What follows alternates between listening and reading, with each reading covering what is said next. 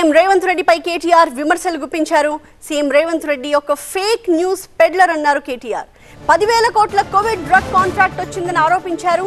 సచివాలయంలో నిజాం ఆభరణాలు తవ్వినట్టు కథనాలు పుట్టించారు. అమిత్ షా ఫేక్ వీడియోని సర్క్యులేట్ చేశారు. ఉస్మానియా యూనివర్సిటీలో ఫేక్ సర్కులర్ని పోస్ట్ చేశారు. ఇలా సీఎం హోదాలో ఉండి తప్పుడు ఆరోపణలు, తప్పుడు ప్రచారాలు చేశారు రేవంత్ రెడ్డి అంటూ ధ్వజమెత్తారు కేటీఆర్. రేవంత్ ని జైల్లో ఎందుకు పెట్టకూడదు అంటూ ఆయన ప్రశ్నిస్తున్నారు. ఎక్స్ వేదికగా రేవంత్ రెడ్డిపై కేటీఆర్ ఘాటు ఆరోపణలు చేశారు. తన బంధువుకు 10,000 కోట్ల కోవిడ్ డ్రగ్ కాంట్రాక్ట్ వచ్చిందని గతంలో ఆరోపించారన్నారు కేటీఆర్. అంతేకాదు గతంలో తాము అధికారంలో ఉన్న సమయంలో సచివాలయంలో నిజాం ఆభరణాల కోసం సొరంగం తవ్వినట్టు కూడా కథనాలు సృష్టించారని, ఆయన ఒక ఫేక్ న్యూస్ పెడిలర్ అని తీవ్ర స్థాయిలో మండిపడ్డారు కేటీఆర్.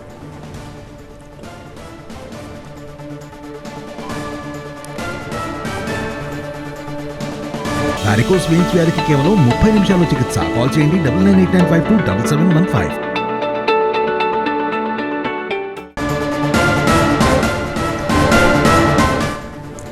కేటీఆర్ చేసిన ట్వీట్ ని మనం చూస్తూ ఉన్నాము.